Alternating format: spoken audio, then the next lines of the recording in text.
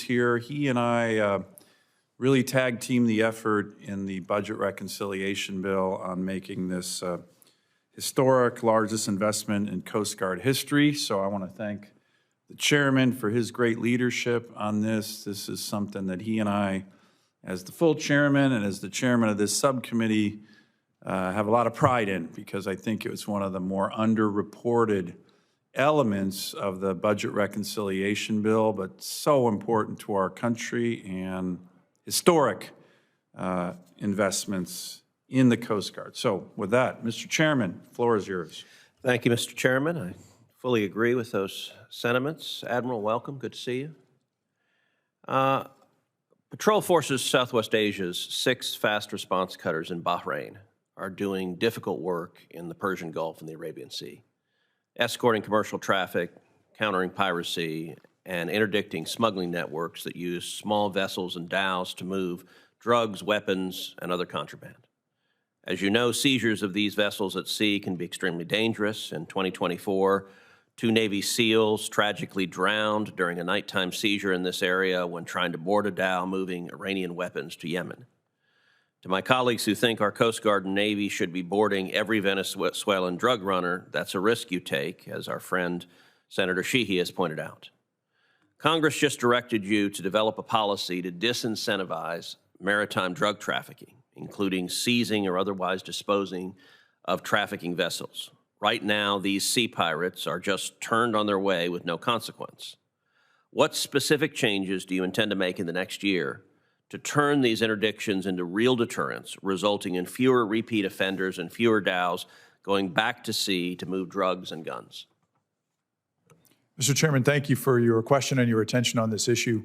We're very proud of our crews and Patrol Forces Southwest Asia that do this dangerous but very important work under the command of U.S. Central Command. And so I've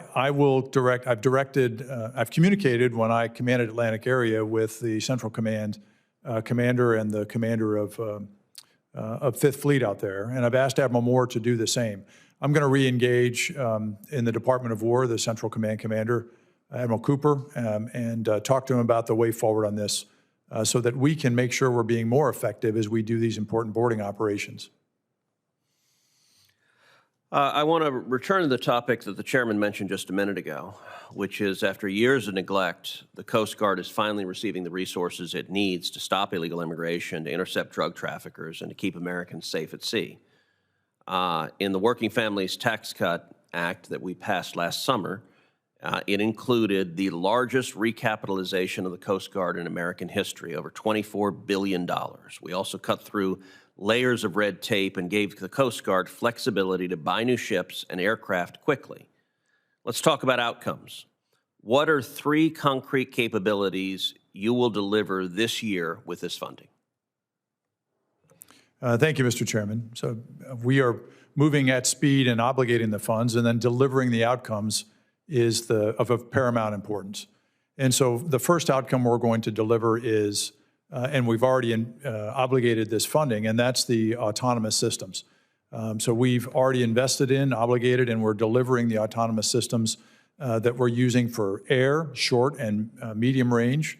We're also using for surface, and we've got a contract, for example, with Sail Drone, and we're using that for border control. And then we're using it for underwater remotely operated vehicle operations as well. We're using those right now off the Polar Star in Antarctica. So that's one example of a suite of capabilities that we're bringing to bear in terms of delivering outcomes. The other outcomes is we just awarded in early January, I think around the 6th of January, a contract for the rebuild of Station South Padre Island, which is along the border there in southern Texas with Mexico. And it guards the Gulf of America, and it is the eastern end of Operation Riverwall in the Rio Grande River. And that $200 million award and investment will deliver a much more capable and enduring station there at South Padre Island that incorporates the Customs and Border Protection capability and other teammates. So, for example, from the state of Texas, has a secure communications facility and gives us the preeminent facility we need to be able to control, secure, and defend the southern border. Very good, and I will say the investment in South Padre Island, I'm certainly grateful for, as are Texans across the board. Let's focus where you ended that. In October 2025, the Coast Guard surged additional response boats and tactical teams to the Rio Grande under Operation Riverwall to help establish operational control along roughly 260 miles of border river in South Texas. What are your clear, measurable outcomes for this operation as you surge forces to the river, and how will you prevent this mission from draining cutters, aircraft, and boarding teams from offshore counter-drug and other critical tasks vital to Texas? Thank you, Mr. Chairman. So as the Senior Operational Commander for the Coast Guard, as Commandant, I directed that operation begin Riverwall in October. And we had a presence there before, a longstanding presence, but it was fairly small, boat teams and boat crews working with Border Patrol. But we needed to infuse a much greater capability. And now we're looking at what is that enduring long-range force posture to do Operation Riverwall in a way that balances our commitment of forces there with operational demands in other areas. It's principally a boat force and tactical law enforcement supported by UAS and other surveillance capability. But we've learned a lot of lessons since October as we've done that. Our primary metrics are the number of interdictions of border crossings, working with Border Patrol, and then also deterred attempted crossings across the Rio Grande. Very good. I'll say finally, I appreciated your remarks earlier today about making sure that Coast Guard leadership is in place, and this committee will be meeting this coming Tuesday to advance those Coast Guard promotions, including the Vice Commandant. Thank you, Mr. Chairman. Thank you. Senator Duckworth.